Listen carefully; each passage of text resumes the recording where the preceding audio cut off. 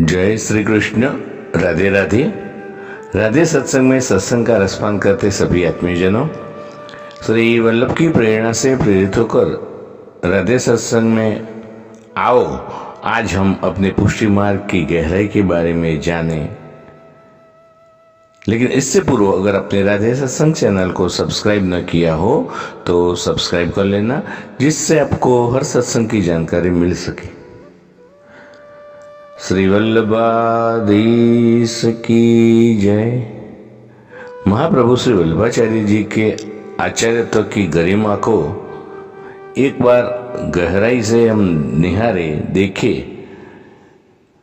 तो हमें ज्ञात होगा कि आचार्य श्री ने किस शाश्वत सोच के आधार पर पुष्टि संप्रदाय की नींव रखी।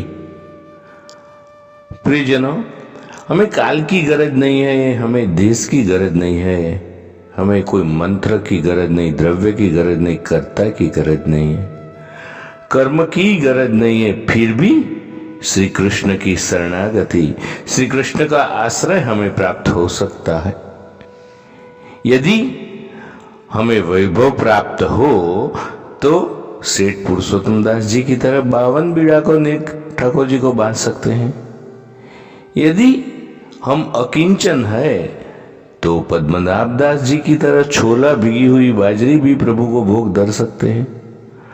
हमें किसी पुजारी पंडित को दर्शन के लिए रिश्वत देने की कोई जरूरत नहीं है।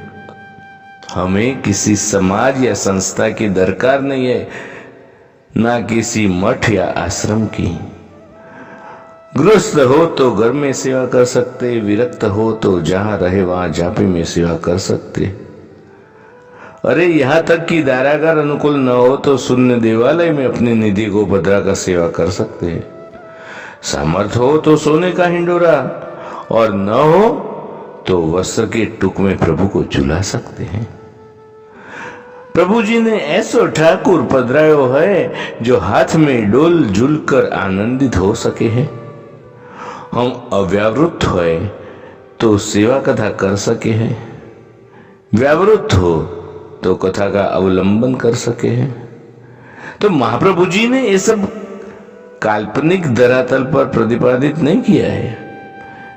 व्यवहार के ठोस धरातल पर यह मार्ग प्रशस्त किया है।